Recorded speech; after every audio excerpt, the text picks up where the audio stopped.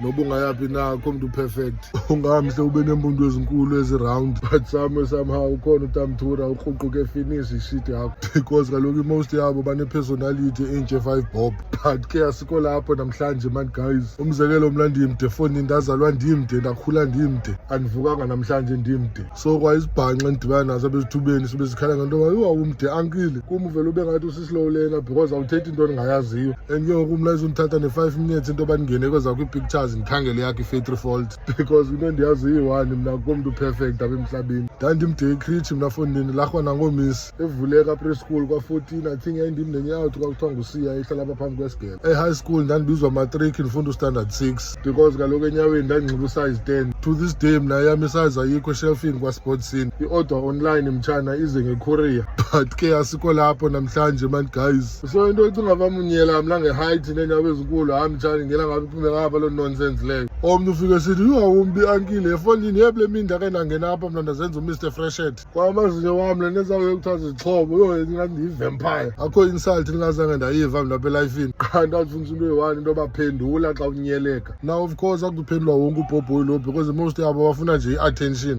but kaloku sometimes uzandibamba ndisemudini ndinesikhathi sakho kunyanzeleka uba mandikhawuleze ndikunika unyoko nge-3 gqiba kuthiwe ndim okrwada kodwa mna ndireacta kwisigezo sakho.